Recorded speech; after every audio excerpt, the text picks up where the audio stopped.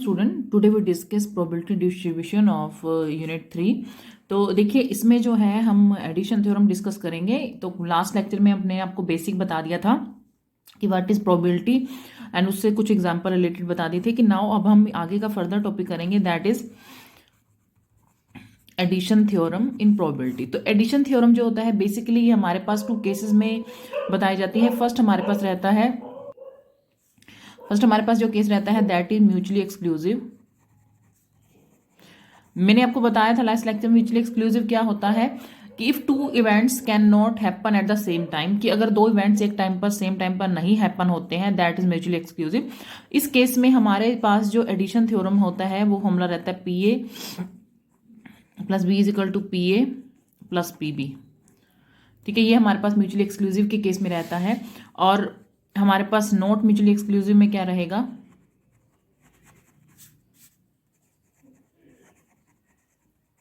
Not mutually exclusive में हमारे पास रहता है कि पी ए प्लस बी या ए यूनियन बी। इसमें देखिए कई जगह पर ए यूनियन भी लिखा होता है, तो वटेवर कुछ भी आ जाए तो आपका सेम रिजल्ट रहेगा। तो that is P A plus P B minus of P A intersection B. तो नॉट म्यूचुअली एक्सक्लूसिव में क्या होगा, मतलब हमारे पास क्या होगा, जैसे फॉर एग्जांपल मैं आपको ये बोल दूं कि मुझे किंग फाइंड आउट करना है और वो स्पेड का फाइंड आउट करना है। तो ऑब्वियस है कि मेरे पास जो किंग है वो भी मेरे 52 में से निकलेंगे, यानी 4 जो है किंग निकल जाएंगे। मतलब मैं प्रोबेबिलिटी बताऊं किंग की तो मेरे पास क्या निकलेगा 4/52। और जो स्पेड की बात कर रही हूं तो इसमें से स्पेड के कितने निकलेंगे 1 निकलेंगे। और वैसे टोटल स्पेड कितने होते हैं 13 होते हैं। बट ऐसा इन दोनों में कॉमन जरूर होगा, जो स्पेड भी होगा और किंग भी होगा, यानी कुछ ना कुछ कॉमन आ जाएगा। उस केस में हम इसको क्या कहते हैं, नॉट म्यूचुअली एक्सक्लूसिव इवेंट का केस कहते हैं। और इसमें हमारी जो एडिशन प्रोबेबिलिटी है वो ये यूज होती है P A plus P B minus P, means जिस इवेंट्स में हमारा कुछ कॉमन आ जाता है that is not mutually exclusive event. तो हम इससे रिलेटेड कुछ प्रॉब्लम देख लेते हैं। हाँ जी, ये है फर्स्ट प्रॉब्लम है हमारी। जैसे in a race the odds in favour of 4 horses are H1, H2, H3, H4 are respectively 1:4, 1:5, 1:6 and 1:7 respectively. मतलब H1 के लिए हो गया 1:4, H2 के लिए 1:5, H3 के लिए 1:6 और H4 के लिए 1:7। तो आपने ये बताना है कि find the chance that one will be win the race. तो मैंने आपको ओड के लिए बताया था कि ओड इन फेवर होता है तो हमारे पास m/n के लिए लिया जाता है, यानी हम टोटल लेंगे नीचे क्योंकि ये रेशो में है। तो और उसके लिए ओड इन अगेंस्ट के लिए हम n/m लेते हैं, ये मैंने अपने लास्ट लेक्चर में बताया था। लेकिन यहाँ रेशो दी हुई है तो हमें टोटल सम लेना पड़ेगा, यानी पहली डिजिट लेंगे। m हमारे पास ये हो गया ना, तो हमारे पास जब हमें इसके लिए प्रोबेबिलिटी फाइंड आउट करूंगी तो लिखेंगे since P1, P2, P3 and P4 are respectively probability of winning of H1, H2, H3, H4। ठीक है, तो P1 की रहेगी मेरे पास, P1 की है 1। मैंने 4 इसलिए नहीं लिया बिकॉज मैं बोल रही हूँ कि अगर यहाँ पर ओड इन अगेंस्ट होता तो मैं 4 लेती। अपॉन में दोनों का सम कितना हो जाएगा दैट इज 5। P2 निकालूंगी तो 1 है मेरे पास, तो 1 + 5 दैट इज 6। P3 1 लेंगे और 1 + 6 दैट इज 7। और P4 लेंगे 1 + 7 दैट इज 1/8। तो ये मेरे पास क्या हो गई, इन चारों की क्या हो गई प्रोबेबिलिटी। तो आपको बताना है कि one of them win, hence तो हम सम प्रोबेबिलिटी यूज कर देंगे, addition probability, hence the chance of win one of them. तो हमारे पास एडिशनल प्रोबेबिलिटी यूज हो जाएगी इसके लिए, यानी एडिशनल प्रोबेबिलिटी में क्या होता है चारों का सम होता है। इसमें म्यूचुअली एक्सक्लूसिव का केस है क्योंकि इस एक इवेंट का दूसरे इवेंट पर कोई इफेक्ट नहीं पड़ रहा है। तो हम चारों का सम कर देंगे that is P1 plus P2 plus P3 plus 4। जैसे 1/5 प्लस 1/6 1/7 प्लस 1/8। तो इसका एलसीएम लेके हमारे पास आएगा 533 अपॉन में 840। तो ये हमारी क्या होगी, इसकी प्रोबेबिलिटी होगी। देखिए इस केस में हमारे पास, देखो मैंने आपको यही चीज़ समझाई है कि हमारे पास ये सारों का सम हो गया। पी ए प्लस बी में भी यही बताया था मैंने आपको, जो फार्मूला बताया था इसका, P A plus addition probability में P A plus P B, वो तो 4 केसेस बन जाएंगे तो 4 केसेस का हो जाएगा, 2 केसेस बन जाएंगे तो 2, यहाँ 4 केसेस बन रहे थे तो मैंने यहाँ एडिशन प्रोबेबिलिटी यूज कर ली है। आगे नेक्स्ट देख लेते हैं। आगे है ए bag contain 8 white and 6 red ball. देखिए एक बैग के पास जो है 8 वाइट बॉल हैं और 6 रेड बॉल हैं। Find the probability of drawing 2 balls of the same colour. आपको प्रोबेबिलिटी निकालनी है कि 2 बॉल्स जो हैं वो सेम कलर की होनी चाहिए। तो देखिए इसमें भी एडिशन प्रोबेबिलिटी यूज होगी। पहले जो है मैं आपको बताती हूँ कि हम इसका टोटल आउटकम निकालते हैं। तो इसका सॉल्यूशन कैसे रहेगा, जैसे हमारे पास है टोटल बॉल्स कितनी है, 8 और 6 14, तो 2 balls are drawn from 14 balls in 14C2 ways. मतलब इस वे में देखो कि 14 बॉल हैं तो 2 निकालनी है, टोटल में से भी 2 निकालनी है और उन्हें बोला सेम कलर की भी निकालनी है। तो that is 14C2, 14 factorial, 2 factorial और 14 माइनस 2 फैक्टोरियल। तो हमारे पास क्या हो जाएगा इसका 20, ये हो गया 14 फैक्टोरियल है ना, बस अभी आप एक्स से करते हैं इसको, लास्ट में ही कैलकुलेट एक साथ कर लेंगे। तो ये हमारे पास हो गया 14 बॉल्स का 14C2 वेज में। अब मुझे निकालना है 8 वाइट, क्योंकि सेम कलर की है। तो अगर मैं निकालती हूं, इफ वी ड्रॉन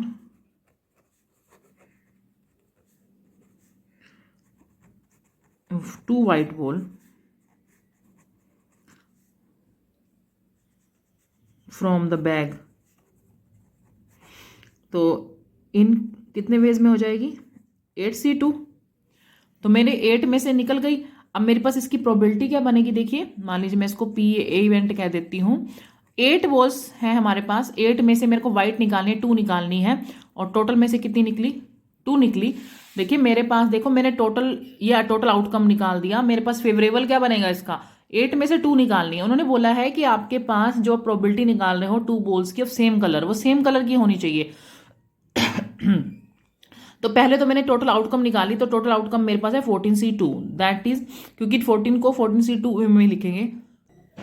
नाउ अब मुझे फेवरेबल केसेस निकालने हैं, तो 8C2 आएगा, क्योंकि पहले मैं अगर व्हाइट सेम कलर की बोलिए तो पहले व्हाइट की 2 निकालूंगी, फिर रेड की 2 निकालूंगी। मैंने व्हाइट की निकाली तो व्हाइट निकलेगी किस में से, 8 में से, और टोटल में से भी कितनी निकलेंगी, 2 निकलेंगी।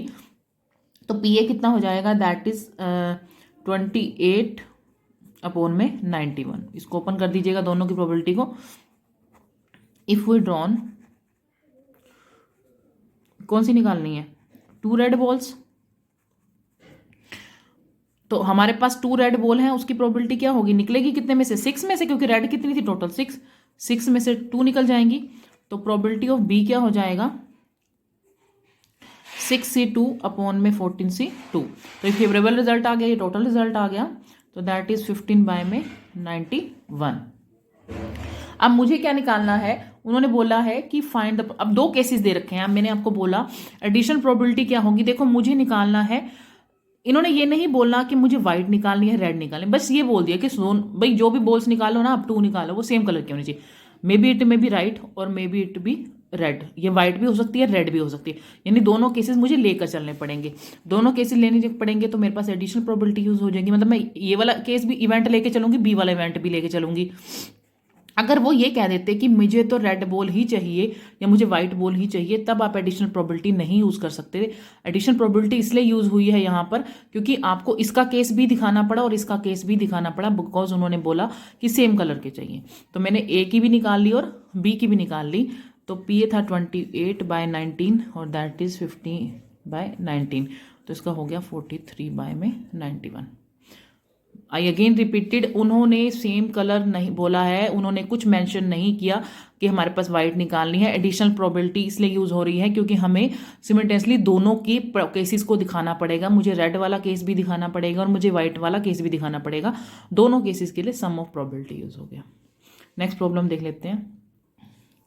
हाँ जी, ये जो प्रॉब्लम है आपको मैं बताने जा रही हूँ, मैंने आपको ये बोला था कि नोट म्यूचुअली एक्सक्लूसिव का एक मैं आपको प्रॉब्लम बताऊंगी। तो इसमें ये वही है कि देखिए उस पिछले केस में तो हमारे पास नॉट मिली, क्योंकि मैंने रेड बॉल निकाली या मैंने व्हाइट बॉल निकाली, that does not affected each other. Red है तो रेड निकलेगी, व्हाइट है तो व्हाइट निकलेगी।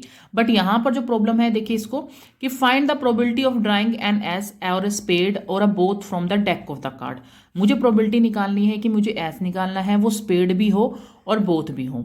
तो देखिए अगर मेरे पास 52 कार्ड्स हैं तो मैं पहले प्रोबेबिलिटी किसकी निकालूंगी, ये तीनों कंडीशनें बोली गई हैं। एक बात और बताना चाहूंगी कि यहां पर जो वर्ड और आता है ना, जो और वर्ड होता है दैट शोज एंड मीन्स मतलब मेरे को तीनों चीजों को लेकर चलना है। और अगर मान लीजिए यहां पर एंड लिखा आता बीच में, यानी एन एस और स्पेड, तो हम सिर्फ एक केस लेके चलते, या तो एस लेके चलते या स्पेड लेके चल जाते। प्रोबेबिलिटी के केस में अगर वो वर्ड जो है और आता है, मीन्स मुझे तीनों को एक साथ सिमिल्टेनियसली लेकर चलना है। मुझे एस भी चाहिए, मुझे स्पेड भी चाहिए और बोथ भी चाहिए, तीनों केसेस लेने पड़ेंगे। बट एंड आता है उस केस में आपको या तो ये केस देखना पड़ता, या ये देखना पड़ता, या ये देखना पड़ता। ये तीनों में से एक केस को लेके चलते हैं। बट यहाँ और है मीन्स तीनों, यहाँ मतलब अपोजिट होता है। वैसे तो और का मतलब या होता है, बट इस केस में प्रोबेबिलिटी केस में इसे एज अ एंड की तरह यूज करते हैं, मतलब मुझे तीनों केसेस को लेकर चलना है। तो पहले मुझे निकालना है एस कितने होते हैं, यहाँ पर हमारे को पता है 4 होते हैं। इसके अंदर the probability of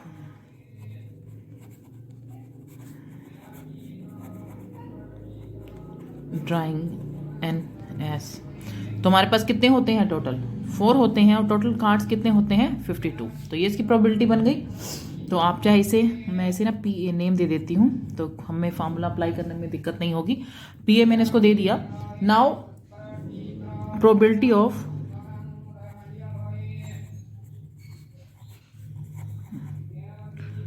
drawing a spade, हाँ जी स्पेड कितनी होती है 13 होती हैं, that is called B event. तो हमारे पास क्या हो जाएगा 13 बाय में 52 probability of drawing both, both मतलब स्पेड भी होना चाहिए और एस भी होना चाहिए, दैट इज इनका इंटरसेक्शन बनेगा। तो वो क्या हो जाएगा, देखो एक ही ऐसा होगा जो स्पेड भी होगा और एस भी होगा, दैट इज 1/52। मतलब हम दोनों इसमें हमें पता है कि अगर मैं एस लेती हूँ उसको स्पेड वाला कौन सा होगा, एक ही पत्ता होगा ना उसमें, तो दैट मीन 1/52। तो अब मैं प्रोबेबिलिटी निकालूंगी इसकी, तो क्या हो जाएगी ए यूनियन बी या A plus B, that is P A plus P B minus P intersection B. तो पी ए कितना है 4 बाय में 52, ये है 13 बाय में 52 और ये है 1 बाय में 52, and we solve it we get 4 by में 13। तो ये कौन सी प्रोबेबिलिटी थी, ये नॉट म्यूचुअली एक्सक्लूसिव की एडिशनल प्रोबेबिलिटी थी। और जो पीछे मैंने एग्जांपल दिए थे वो एडिशनल प्रोबेबिलिटी के ही थे, बट हमारे पास वो नॉट म्यूचुअली थी, क्योंकि एक इवेंट का दूसरे इवेंट पर कोई इफेक्ट नहीं पड़ रहा था, बट इस इवेंट का इफेक्ट पड़ा था क्योंकि दोनों में कुछ कॉमन आ रहा था। तो इस वजह से क्या हो गया, ये नॉट म्यूचुअली एक्सक्लूसिव का हो गया। आगे देख लेते हैं। आगे देखिए हम डिस्कस करेंगे इंडिपेंडेंट इवेंट्स क्या होते हैं और डिपेंडेंट इवेंट्स क्या होते हैं। इंडिपेंडेंट इवेंट्स अगर 2 events are said to be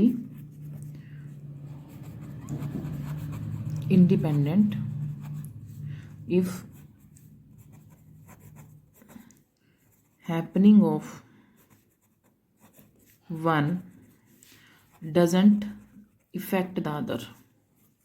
मतलब अगर एक इवेंट हो रहा है उसका जो इफेक्ट है वो दूसरे पर ना पड़े, that is independent effect. Independent does not effect the other event. तो इसे क्या कहते हैं, हम क्या कहते हैं, इसे इंडिपेंडेंट इफेक्ट करते हैं। मतलब मैंने एक मान लीजिए इवेंट वो किया, ड्रान किया कुछ भी, उसके बाद मेरा दूसरा, जैसे मान लीजिए मैं फॉर एग्जांपल देना चाहूंगी, अगर मेरे को ये कहा जाए कि you have a pack of 52 cards और आपने एक बार किंग ड्रॉन करना है और एक बार क्वीन ड्रॉन करनी है, तो देखिए किंग निकाला मैंने एक बार क्वीन निकाली, तो किंग का जो है क्वीन पर कोई इफेक्ट नहीं पड़ा उसके बाहर निकालने से, तो वो हमारा क्या हो जाता है इंडिपेंडेंट इवेंट्स। कि अगर मेरे पास 2 इवेंट हैं और अगर मैं एक हैपन हो जाता है तो उसका दूसरे के ऊपर कोई इफेक्ट नहीं पड़ता, दैट इज इंडिपेंडेंट इवेंट। और डिपेंडेंट कौन से होते हैं, the event which is not independent, which is not independent, तो वो क्या हो जाते हैं, डिपेंडेंट इवेंट हो जाते हैं। एक और बताऊंगी आप इसमें होती है एक हमारी कंडीशनल प्रोबेबिलिटी।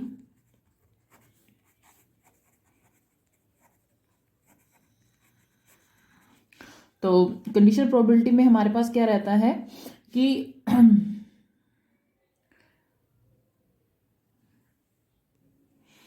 देखिए कंडीशनल प्रोबेबिलिटी क्या रहती है, if you have we have two dependent events. अगर मेरे पास दो डिपेंडेंट इवेंट्स हैं, मान लीजिए ए एंड बी, डिपेंड का मतलब क्या हो गया कि वो इंडिपेंडेंट नहीं है, मीन्स एक दूसरे के ऊपर कहीं ना कहीं से वो कर रहे हैं, डिपेंड कर रहे हैं, ठीक है।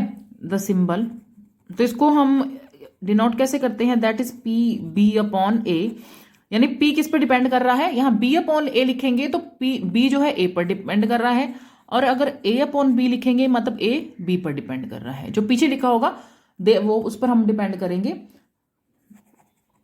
Denote the probability of occurrence of B when A already occur।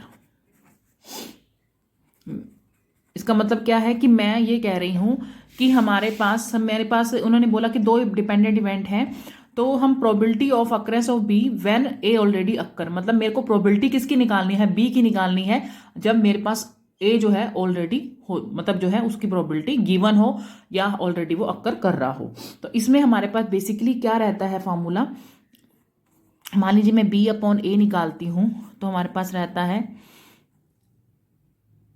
P A intersection B upon में पी ए, और मैं अगर ए अपॉन बी निकालती हूं तो यहां भी पी ए इंटरसेक्शन बी, और यहां रहता है पी बी। तो ये दो रहते हैं हमारे पास कंडीशन प्रोबेबिलिटी के। एक और चीज बताना चाहूंगी इसमें हमारे पास, इसमें हमारे पास होता है विद रिप्लेसमेंट यूज होता है,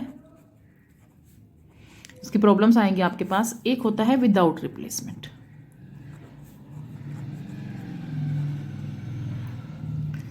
देखिए विद रिप्लेसमेंट और विदाउट रिप्लेसमेंट में क्या होगा, मान लीजिए आपके पास किसी भी चीज की आपको प्रोबेबिलिटी फाइंड आउट करनी है और आपने उसकी प्रोबेबिलिटी फाइंड आउट की, मान लीजिए मुझे किंग निकाला, मैंने एक डेक में से मैंने किंग निकाला, किंग निकालने की प्रोबेबिलिटी मेरे पास क्या रहती है 4 बाय में, ये मैं विद रिप्लेसमेंट की बात कर रही हूं, 4 बाय में 52। नेक्स्ट टाइम मुझे बोला गया, मैंने नेक्स्ट टाइम जो है एक किंग निकालना है, साथ में मैंने और क्या निकाला, और मैंने बोला और मीन्स दोनों को निकालना पड़ेगा, तो मैंने फिर साथ में क्या निकाला, मैंने निकाला क्वीन, तो मेरे पास आएगी 3 बाय में 52। विद रिप्लेस का मीनिंग है कि मैंने उसे बैग में से फाइंड किया, उसके बाद मैंने विद रिप्लेसमेंट मतलब मैंने उसे बैग के अंदर ही डाल दिया, that is with replacement probability. ये हमारे पास कंडीशनल प्रोबेबिलिटी में ही यूज होगा, मैं भी आपको आगे बताऊंगी। विदाउट रिप्लेसमेंट में क्या रहता है, मैं इसी का ही एग्जांपल लेना चाहूंगी। मैंने किंग फाइंड आउट किया, तो उसकी प्रोबेबिलिटी मैंने देखी किंग निकालना है और क्वीन निकालना है। दोनों केसेस से बता रही हूं कि किंग और क्वीन विद रिप्लेसमेंट कैसे निकालेंगे और विदाउट रिप्लेसमेंट कैसे निकालेंगे। मैंने विद रिप्लेसमेंट निकाला तो हो गया पी ए और यहां पर हो गया पी बी। जब आएगा विदाउट रिप्लेसमेंट, ठीक है, तो विदाउट रिप्लेसमेंट में क्या होता है, यहां पर नोटेशन चेंज कर देते हैं, इसे बी अपॉन ए कहा जाता है क्योंकि इसमें कंडीशन प्रोबेबिलिटी यूज होती है कि ए ऑलरेडी अक्कर, ए को माइंड में रखकर ही अगला डिसीजन लेना है आपको। तो देखिए विदाउट रिप्लेसमेंट में क्या होगा, जो मैंने ड्रॉन किया है मैंने उसको अंदर नहीं रखना है, अब मैंने उसे कहां रख दिया है, बाहर रख देना है। तो मेरे पास 52 में से कितने कार्ड्स रह गए, 51 कार्ड्स रह गए, और यहां से फिर से 4 रहेंगे, यानी कि क्या हो जाएगा 4 बाय में 52। हाँ, अगर इन केस मेरे को दोबारा से किंग निकालने के लिए कहा जाए, इन केस मैंने किंग के बाद क्वीन निकाली, तो ये इस पे तो इफेक्ट नहीं पड़ा, विदाउट रिप्लेसमेंट था, मैंने पत्ता बाहर रख दिया, वो वाला बाहर रख दिया है, तो उसकी वजह से 4 बाय में 51 हो गया। अगर इन केस मेरे पास दोबारा किंग निकालना पड़ जाता और तो उसकी प्रोबेबिलिटी क्या रहती, तो वो हो जाती 3 बाय में 51। तो ये डिफरेंस होता है विद रिप्लेसमेंट और विदाउट रिप्लेसमेंट में, कि आप कोई भी वैल्यू निकालोगे उस केस में पी ए होगा 4 बाय में 52, और अलग आगे से निकालोगे तो दैट इज 3 बाय में 52, because it doesn't affected on the probability, because हमने जो भी निकाली है चीज़, वो चाहे बॉल का केस हो, मैं बॉल भी निकालती हूँ, मैंने रेड निकाली है, 2 बार रेड निकाली तो वो रेड में से भी माइनस हो जाएगी। एक और केस बता देती हूँ, मान लीजिए मेरे पास 6 रेड बॉल थी और 2 ब्लैक बॉल थी, मुझे बोला गया आप 6 रेड बॉल निकालिए, तो मैंने निकाली इसकी, तो 6 और टोटल कितनी है 8। देखिए मैं कॉम्बिनेशन नहीं यूज़ कर रही, क्योंकि मैंने इसमें से अगर मैं ये बोलती कि 6 में से 2 निकाल लें तो यहाँ कॉम्बिनेशन यूज़ करते, बस मैंने कलर बताया है कि मैंने फर्स्ट टाइम में रेड निकाला। उसके बाद उन्होंने ये बोला है कि आप फिर से रेड निकालो, फिर से रेड निकालो, तो यहां से भी कम हो जाएगा और यहां से भी कम हो जाएगा, क्योंकि मैंने पुट ए साइड, विदाउट रिप्लेसमेंट का माइंड मतलब होता है पुट ए साइड, की मैंने जो चीज भी निकाली मैंने साइड पर रख दी, तो यहां से 5 हो गया और यहां से क्या हो गया 7। ये है विद रिप्लेसमेंट और ये विदाउट रिप्लेसमेंट, सॉरी ये विद रिप्लेसमेंट में हमारे पास हम दोबारा ही उसे बैग में डाल देते हैं या उस पैक में डाल देते हैं, बट विदाउट रिप्लेसमेंट में उसे पुट ए साइड उसे बाहर रख देते हैं, इस वजह से हमारी प्रोबेबिलिटी जो है इफेक्टेड हो जाती है। तो that is a case of with replacement and without replacement. अब इसके कुछ प्रॉब्लम देख लेते हैं। तो जैसे हमारे को बोला गया है 2 cards are drawn successive in a pack of 52 card, find the chance of first the king and second the queen, replace and without replaced, मतलब दोनों केसेस निकालने हैं, विद रिप्लेसमेंट का भी और विदाउट रिप्लेसमेंट। तो देखिए इसमें हम अगर मान लीजिए ये जो इवेंट है, अगर मैंने आपको बोला कि हमारे पास इसके अंदर जो है इंडिपेंडेंट इवेंट भी यूज होगा, क्योंकि हमें ये बोला गया है रिप्लेस मतलब जो निकाला वो बाहर अंदर कर देंगे, तो उसमें मल्टीप्लिकेशन प्रॉपर्टी यूज कर लेंगे इसके अंदर, that is P A B, that is P A into P B. ये वाली भी हमारे पास प्रॉपर्टी होती है जिसमें हमारे 2 इवेंट क्या होते हैं इंडिपेंडेंट होते हैं, तो हम डायरेक्ट उसको मल्टीप्लाई कर देते हैं, तो फर्स्ट केस उसका यूज होगा। तो देख लीजिए कैसे, जैसे मेरे पास है 2 cards are drawn from the pack of 52, find the chance of first, तो हमने क्या निकालना है कि प्रोबेबिलिटी ऑफ ड्रॉइंग, ये फर्स्ट पार्ट प्रूव कर रही हूं मैं, एक किंग, तो इसकी प्रोबेबिलिटी क्या बनेगी हमारे पास 4 बाय में 52, बिकॉज ये विद रिप्लेसमेंट है तो मेरा कोई इफेक्ट नहीं पड़ेगा इस पर, चाहे किंग निकालो या ये टोटल पैक के 52 कार्ड्स उस पर कोई इफेक्ट नहीं पड़ेगा। Now probability of drawing a queen that is P B, तो ये कितना हो जाएगा, that is also 4 by 52, 1 by 13 and 1 by 13। तो मुझे क्या निकालनी है, इसकी प्रोबेबिलिटी निकालनी है, तो probability of A B, both are independent event, तो P A into P B, 1 by में 13 और 1 बाय में 13 दैट इज 1/69, तो ये हमारी इसकी प्रोबेबिलिटी हो जाएगी। ठीक है, नाउ अगर हम निकालते हैं कि उसके बारे में, अगर मेरे पास सेकंड है विदाउट रिप्लेसमेंट, अब हम ध्यान रखना पड़ेगा विदाउट रिप्लेसमेंट में हमारा जो है नोटेशन चेंज हो जाती है, जैसे मैंने आपको पी ए और बताया था। विदाउट रिप्लेसमेंट में है हमारे पास, विदाउट रिप्लेसमेंट जो पैक मैं निकालूंगी वो अंदर नहीं डालूंगी, साइड पर रख दूंगी, तो मेरे को किंग निकालना है और क्वीन निकालनी है। तो फर्स्ट मैंने प्रोबेबिलिटी निकाली, probability of drawing king P A, that is 4 by में 52, 1 बाय में 13, प्रोबेबिलिटी ऑफ ड्रॉइंग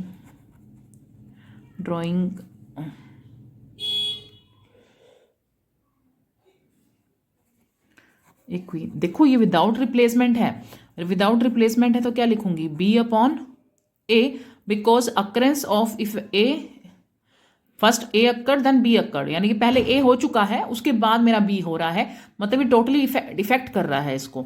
ठीक है, तो मेरे पास यहां पर देखो, अगर यहां तो फिर से क्या निकालना है, क्वीन निकालना है, तो क्वीन तो 4 ही रहेंगे पूरे पैक के अंदर, तो कोई फर्क नहीं पड़ा, लेकिन पैक में से जो मैंने चीज निकाल दी वो मैंने साइड पर रख दी, तो पैक में कितने थे 52 थे, अब कितने रह गए 51 रह गए, तो ये हमारी क्या हो गई इसकी। तो अब हम क्या निकालेंगे इसकी, अब हमें फाइंड करना है इसका, तो पी इसको मल्टीप्लाई कर देंगे, ड्रॉइंग द बोथ, ये हो जाएगा हमारे पास पी ए, तो पी ए बी हो जाएगा P A into P B by में ए। तो ये हमारे पास आ जाएगा पी ए की वैल्यू है 1/13 और इसकी है 4/51।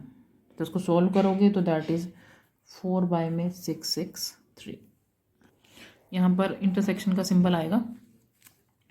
तो ये हो गया है हमारे पास, क्योंकि देखो मैंने आपको ना ये बताया था formula P A intersection B का, उसको क्रॉस करोगे तो पी इंटरसेक्शन बी के इक्वल आ जाएगा। ये हमारा बेसिकली फार्मूला रहता है। यहाँ पर देखो अगर बी का ए इंटरसेक्शन बी है, यहाँ बी लिखोगे तो यहाँ ए अपॉन बी लिख दोगे। मतलब हमारे पास ये जो बी की प्रोबेबिलिटी निकालनी है ना हमें, तो टोटली डिपेंडेंट ऑन द ए, तो इसलिए हमारी अकरेंस में फर्क। अगर क्वीन निकालनी होती तो क्वीन में क्या हो जाता, 3/51 हो जाता। सॉरी, किंग निकालना होता तो, क्योंकि किंग हमारा ऑलरेडी एक निकल चुका है तो एक और कम हो जाता। बट क्वीन निकालनी थी तो उसने इफेक्ट नहीं किया, बट कि टोटल ने तो इफेक्ट किया ना, तो दैट इज 52 में से क्या हो गए 51। आगे देख लीजिए, आगे है हमारे पास a pair of dice is tossed twice, find the probability of scoring 7। देखो एक पेयर है डाइस का, अब आपको पता है कि उसमें मुझे स्कोर कितना करना है 7। तो आप पहले वो केसेस बना लीजिए कि जिसमें हमें 7 आएगा। तो मेरे पास वो टोटल केसेस क्या बन जाएंगे, मेरे पास ये सैंपल स्पेस क्या बन जाएगा, एस बन जाएगा, that is 16 25 34 43 52 and 61। That is the total number of cases जब हमारे पास क्या होगा, प्रोबेबिलिटी आ जाएगी किसकी, 7 की। तो टोटल नंबर ऑफ केसेस बन गए। तो इसके लिए हमारी प्रोबेबिलिटी क्या है, probability of getting sum of 7, ठीक है ना। तो इसकी प्रोबेबिलिटी क्या है, 1 2 3 4 5 6 हैं केसेस ये। और टोटल कितने बनते हैं एक डाइस में, अगर डाइस को 2 बार फेंका जाता है दैट इज 36। तो इसकी प्रोबेबिलिटी कितनी हो जाएगी, 1/6। पहले में मुझे निकालना है कि प्रोबेबिलिटी निकालनी है। अगर देखिए ये तो हो गया गेटिंग सम ऑफ 7, अगर मैं ये कह दूं कि प्रोबेबिलिटी ऑफ नॉट गेटिंग 7 कितना आ जाएगा, नॉट गेटिंग 7, तो इसको 1 में से माइनस कर देंगे तो दैट इज 5/6। इसके आगे रिक्वायरमेंट होगी, मैंने इसलिए निकाला है। वैसे प्रोबेबिलिटी ऑफ 7 हो गया 6/, और मैं नोट गेटिंग है तो 1 में से माइनस कर देते हैं, दैट इज 5/6। अब देखिए हम केसेस डिस्कस करते हैं। पहले है वंस, कि हमें सिर्फ एक ही बार जो है वो 7 आना चाहिए, getting in the first toes and not getting in the 7 toes, कि वंस आना चाहिए, कि मतलब एक बार आए और एक बार ना आए। तो इस केस में हमारे 2 टाइप के केसेस बनेंगे, कि मैंने देखिए एक सिक्के को मैंने 2 बार, एक कॉइन को 2 बार टॉस किया है, उन्होंने बोला सिर्फ एक ही बार हमारे पास सम आना चाहिए 7, दूसरी बार नहीं आना चाहिए, ठीक है। तो मेरे पास मान लीजिए मैं इसका निकालती हूं, तो ये क्या बनेगा, P probability of A B bar plus probability of A bar B. Mean two से इसको मान लीजिए मैं ए पी ए कह देती हूँ और इसको पी ए बार कह देती हूँ, या 1 सेकेंड इसको रहने दीजिए नोटेशन में, कि हमारे पास क्या है, प्रोबेबिलिटी ऑफ ये है कि एक बार कॉइन हमने उछाला, दूसरी बार वो नहीं आया, और एक बार उसका केसेस बन गया ट्रू का और एक बार फॉल्स का। हाँ देख लीजिए, मैं दोबारा से वो डिस्कस कर देती हूँ क्वेश्चन को, कि हमारे पास देखिए टोटल जो केसेस थे वो हमारे पास बने थे S is equal to 1 6 2 5 3 4 4 3 5 2 and 6 1। तो ये हमारे पास प्रोबेबिलिटी क्या आई for getting 7, getting sum of 7, ये हमारे पास प्रोबेबिलिटी बनी है, दैट इज 6/36, दैट इज 1/6, ठीक है। और probability of not getting 7, not getting sum of 7, not getting के लिए इसको क्या करोगे, 1 में से माइनस कर दोगे, दैट इज 5/6। अब हमें क्या बोला हुआ है फर्स्ट केस में कि वंस, मतलब एक ही बार आना चाहिए मेरा, या तो फर्स्ट टाइम में आ जाए या सेकंड टाइम में आ जाए। तो मान लीजिए मैंने इसको थ्रो किया, थ्रो करने के बाद मेरा फर्स्ट टाइम में तो आ गया बट सेकंड में नहीं आया, तो मेरी क्या बन जाएगी, मान लीजिए मैं ये लिखूंगी probability of getting sum 7 in first toss and not getting 7 in second toss. मतलब मुझे फर्स्ट टाइम में तो सम 7 मिल गया लेकिन सेकेंड टाइम में नहीं मिला, तो मेरा क्या बन जाएगा 1/6 और 5/6 दैट इज 5/36 आ गया वंस के लिए। मुझे एक बार चाहिए, दूसरी बार में नहीं चाहिए। सेकेंड इसके अंदर दूसरा केस क्या बनेगा, probability of getting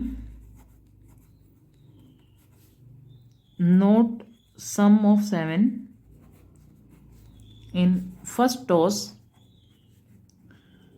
and getting sum of 7 in second toss. मतलब पहले में तो मुझे नहीं मिलेगी और सेकेंड में मिल जाएगा, एक ही बार चाहिए ना मुझे, तो यहां आ जाएगा नहीं मिलेगा जब मेरे को नहीं है मेरे पास सम, ये है 5/6 इसकी प्रोबेबिलिटी बन रही है, जब है तो दैट इज 1/6। मतलब मेरे पास 1/6 प्रोबेबिलिटी है कि मैं जब फेंकूं तो मेरे पास सम 7 आए, और 5/6 मेरे पास प्रोबेबिलिटी है जब मैंने फेंका और मेरे पास 7 सम नहीं आया। तो मेरे पास इसके केसेस भी क्या बन जाएंगे 5/36।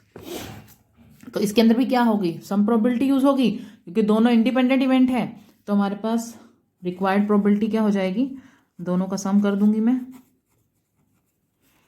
5/36 5/36 दैट इज 5/18। आगे है सेकंड था हमारे पास, उन्होंने बोला था कि एट लीस्ट वंस क्या होता है, कम से कम एक, उससे ज्यादा भी हो सकते हैं। तो मतलब हमारे पास उन्होंने ये बोला है कि हमारे पास कम से कम एक केस तो जरूर होना चाहिए जब मेरे पास सम जो है, मान लो मैं जितनी बार भी टॉस कर रही हूँ मेरे पास एक केस जरूर बनना चाहिए कि मैंने फेंका और मेरे पास सम 7 आया। तो उसका करने का एक प्रोसीजर रहता है कि आप क्या करो कि the probability of getting of not getting sum, हमने क्या लिखा कि प्रोबेबिलिटी ऑफ नॉट गेटिंग 7, मेरे पास प्रोबेबिलिटी ऑफ नॉट गेटिंग 7 कितना था 5/6, और गेटिंग 7 की क्या प्रोबेबिलिटी है 5/6। मतलब दोनों टॉस है 5/6 और 5/6, बट दो बार हमने ड्रा किया ना। प्रोबेबिलिटी ऑफ नॉट गेटिंग 7 मैंने फर्स्ट टाइम फेंका तो मेरे पास आया 5/6, क्योंकि इसकी प्रोबेबिलिटी मुझे है कि मेरे को लेना ही नहीं है सम 5/6 तो कितना हो गया 25/36। मुझे निकालना है अब एट लीस्ट गेटिंग 7, मुझे 7 चाहिए एटलीस्ट गेटिंग 7 वंस। एक बार जरूर होना चाहिए कि एटलीस्ट मेरे पास कम से कम एक बार आए, तो उसका रहता है 1 - 36 दैट इज 11/36। मैं इस चीज को दोबारा एक्सप्लेन कर देती हूं कि देखिए जब किसी भी क्वेश्चन में हमारे पास आ जाता है कि एटलीस्ट वंस हमें चाहिए कि कम से कम हमें एक बार वो चीज निकालनी है, उस केस में हम क्या करते हैं, पहले हम उसकी जितनी भी नेगेटिव बनता है ना उसको ले लेते हैं, उसको कैलकुलेट करने के बाद उसे 1 में से माइनस कर देते हैं। इस केस में हमारा क्या हो जाता है एटलीस्ट 1 वाली वैल्यू आ जाती है। जैसे मेरे पास था प्रोबेबिलिटी ऑफ नॉट गेटिंग 7, मैंने निकालना है कि मेरा कम से कम एक बार 7 आना चाहिए, चाहे मैं 2 बार फेंकूं तो 2 बार फेंकने में एक बार आना चाहिए। तो मैंने बार ये निकाल दिया कि मेरा तो दोनों बार में नहीं आया, मेरा ना तो पहली बार में मेरा सम 7 आया, मेरा दूसरी बार में 7 सम आया 25/36। तो वंस निकालने के लिए क्या करूंगी, उसको 1 में से माइनस कर दूंगी तो 11/36। मतलब एटलीस्ट निकालने के लिए क्या करना है, जितने भी नेगेटिव है उसको 1 में से माइनस करोगे तो पॉजिटिव जो आंसर होगा दैट इज एटलीस्ट वंस के लिए आंसर आएगा। थर्ड था हमारा गेटिंग ट्वाइस, यानी कि हमें दोनों बार ही हमने क्या निकालना है, पॉजिटिव आंसर निकालना है, गेटिंग ट्वाइस सम ऑफ 7। 2 बार सम ऑफ 7 निकालना है। सम ऑफ 7 का क्या था 1/6 दैट इज 1/36। तो यही इसके रिलेटेड क्वेश्चन थे।